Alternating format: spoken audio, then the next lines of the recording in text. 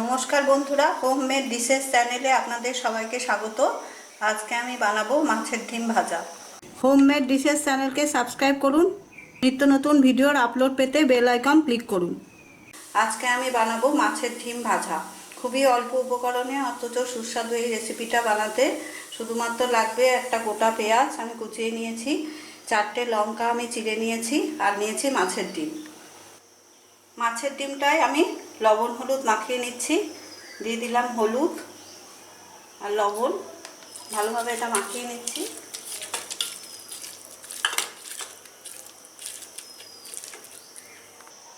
তেলটা গরম হয়ে গেছে, আমি এবার পেঁয়াজ কুচি দিয়ে দিচ্ছি।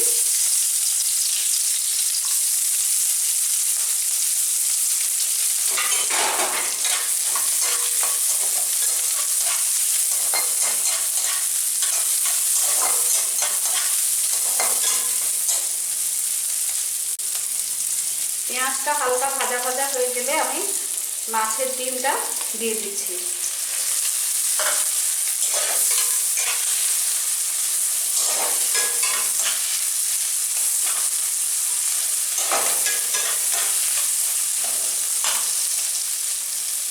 চিড়ে রাখা লঙ্কাগুলো এবার দিয়ে দিলাম।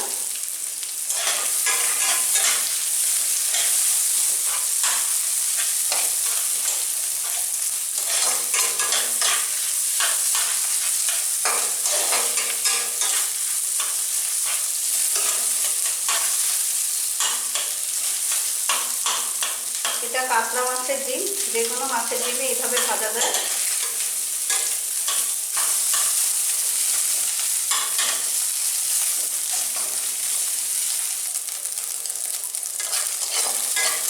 এটা খুব বেশি সময় লাগে না, অল্প সময়ে ডিমটা ভাজা হয়ে যায়। এইভাবে মাঝে মাঝে নেড়ে নেড়ে আমি ডিমটা প্রায় ভাজা হয়ে গেছে, এবার আমি এটা নামিয়ে দেবো।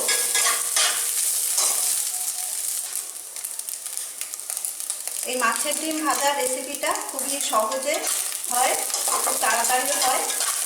এইভাবে মিনিট 3-4 মিনিট লাগে মোটামুটি করতে। মাঝে মাঝে নেড়ে নেড়ে পুরো মাছের ডিমটা আমি ভেজে নিলাম।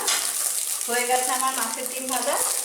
এইবার আমি এটা পাত্রে তুলে নিচ্ছি।